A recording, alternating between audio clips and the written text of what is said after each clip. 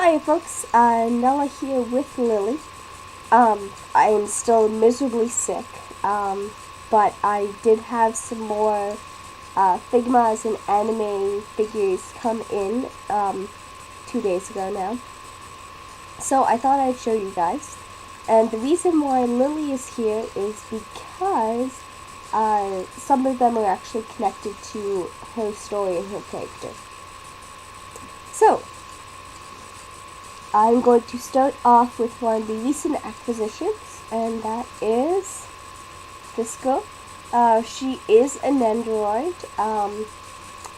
I forget what character she is, but she's from Zoids Genesis. And I got her for a really good price. And she has her barbecue chicken, and she has 3 faceplates and some other cute stuff.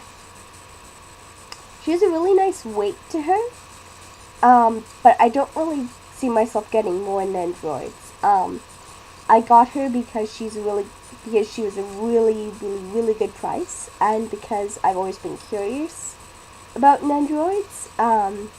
But I didn't want to get one new, just because I thought that the lack of articulation would get to me, and it does. She's very much a display figure, and I prefer articulated figures or articulated dolls that I can actually play with and manipulate. She does have some posability, but it's extremely limited. However, she is very cute. It makes a good little kind of mascot desk buddy. Before I start on the wave of Figmas, here is something else that I got recently. That's right, it is a Sailor Mercury cell phone charm for the 20th anniversary. I got her because I was already getting Figma from one of the locations of Madarake, and I went, well, I'm already going to be playing a lot for shipping, so I might as well make it worth my while and get some more small stuff. That's part of the reason why I got the Nendoroid, and why I got Sailor Mercury here. The other reason is the pure nostalgia. Sailor Mercury was, like a lot of people my age, she was the first anime series that I encountered. It actually started my sister off in her anime career, which of course dragged me into it. And Sailor Mercury was always my favorite of the Sailor Scouts, both inner and outer. And actually, when I was younger, I did have a Sailor Mercury chibi figure from Bandai, but I gave her away when I was in junior high, I think. However, to kind of bring it around full circle, since that was my first anime figure, I am getting not only this girl, but I am getting the Figuarts, which is like Bandai's equivalent of Figmas, of Sailor Mercury. So I'm really excited for that. Okay, now on to Figmas.